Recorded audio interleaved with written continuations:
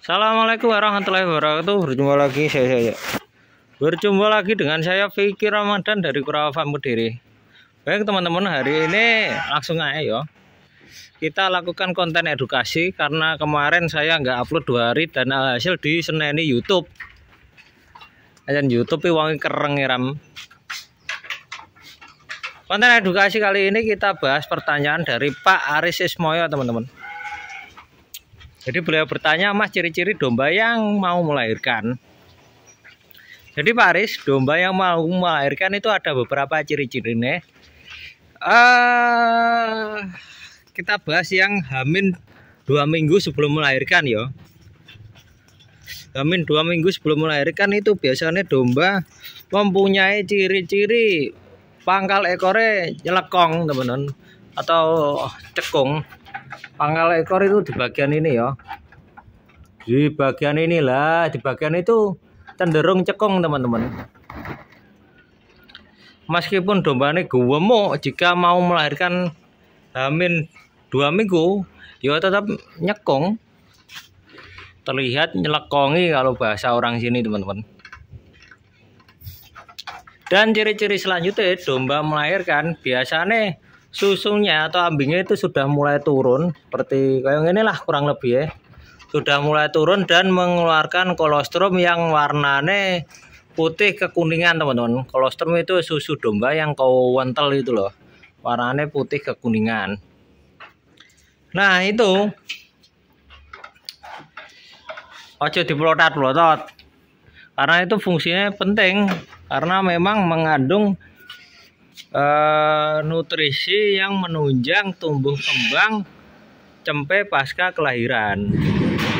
Jadi aja diplotot-plototi apa maneh diomba-ombe karo sing duwe. Dan juga domba yang mau melahirkan di hamil beberapa jam ya, biasanya cenderung gelisah teman-teman. Cenderung gelisah, cenderung enggak nafsu makan atau nafsu makannya turun. Jadi jika diberi atau dikasih makan, kanca-kancane mangan, dia akan cenderung mojok. Kalau enggak gitu ya mondar-mandir, enggak mau makan teman-teman. Fase ini dinamakan fase ngelarani kalau saya nyebutnya.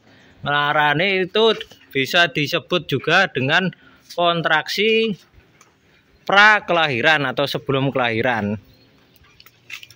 Ya wes mirip-mirip karo menungso lah mengalami wes bukaan siji, bukaan loro, bukaan telu dan lain sebagainya mungkin loh. Karena memang wedhuse dhewe iki gak iso omong, pomen ditekoki ora jawab. Untuk pertanyaan selanjutnya dari Pak Aris teman-teman. Apa ya? Saya tak iling-ilingi. Oh ya. Perbedaan domba sopas, domba Texel, domba dombos. Baik teman-teman, kita bahas yang pertama itu domba sopas ya. Domba sopas itu merupakan Texel yang endemik di daerah Banyuwangi dan daerah Jember. Jadi domba Texel, domba sopas itu penampakannya seperti ini. Jadi untuk telinganya itu biasanya sensor. Alah bulet ya lakukan saya. Nah seperti ini. Telinganya sensor, kulitnya merah, ekornya kecil seperti tikus. Nah seperti ini untuk domba sopas.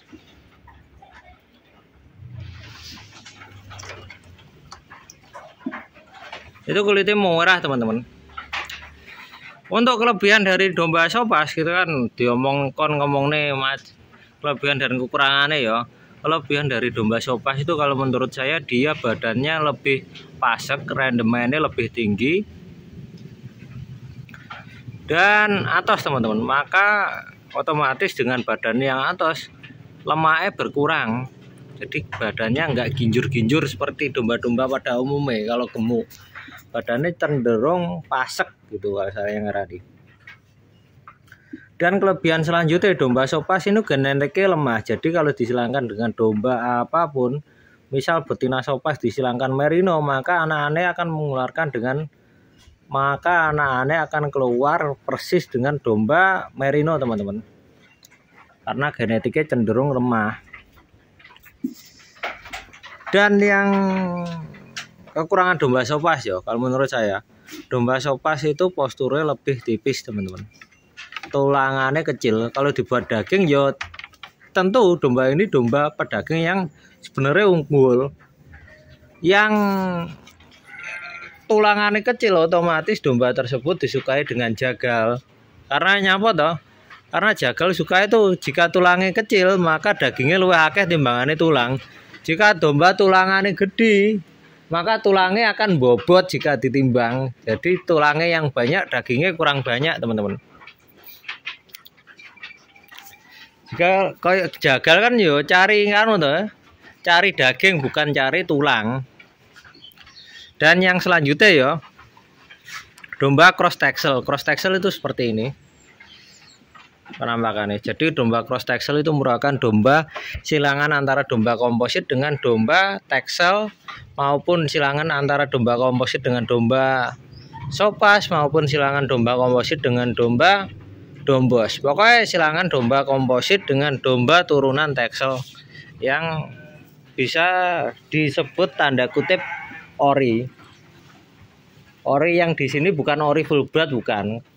Yang disebut ori itu ciri-cirinya mendekati hewan yang ada di habitat asalnya. Misal dombos.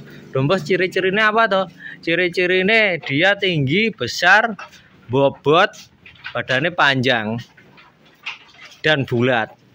Ciri-cirinya perutnya kalau dilihat dari bulu, perutnya tidak berbulu, mukanya berwarna cenderung kecoklatan. Seperti itu. Dan yang selanjutnya yang kita bahas domba dombos. Bukan dombos sih cah. Kita bahas domba ngano ya. Selanjutnya kita bahas domba cross sulfok. Kita bahas yang ada di kandang ya. Seperti ini teman-teman. Ini cross sulfok yang trotol ini bisa disebut dengan domba cross sulfok. Sopas itu juga asalnya domba turunan ya domba campur-campur. Bisa disebut dengan silangan sulfok, bisa disebut dengan silangan texel. Karena memang campur genetik dari sopas itu. Nah, di depan jenengan ini ada yang namanya domba. Ini sebenarnya yo domba sopas. Saya sendiri juga bingung kok. Domba sopas itu yang original itu yang mana?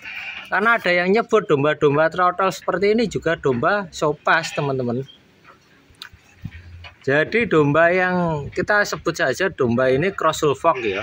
Cross sulfok ini trotolan, habitatnya juga cenderung ada di Banyuwangi dan Jember teman-teman.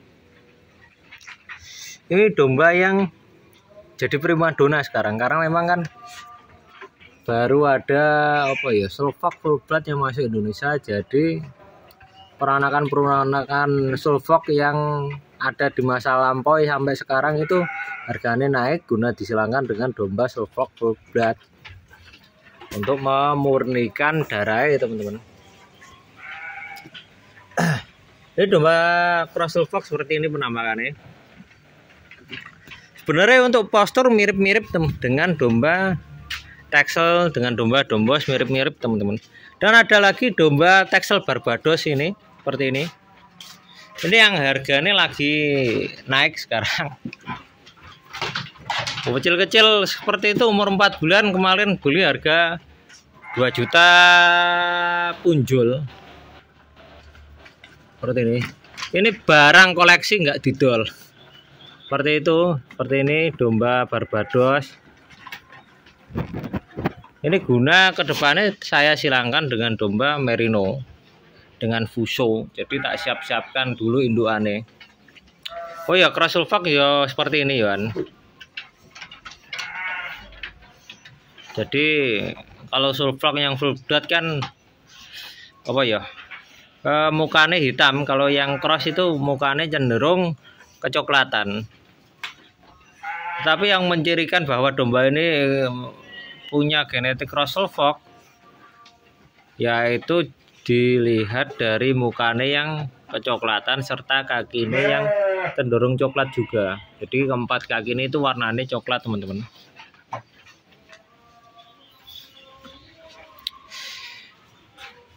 Ya seperti itu saja mungkin. Ini gak upload 2 hari wis diseneni YouTube teman-teman. Ya mungkin besok tak upload lagi. Baik, terima kasih. Jika ada kurang lebihnya saya mohon maaf. Wassalamualaikum warahmatullahi wabarakatuh.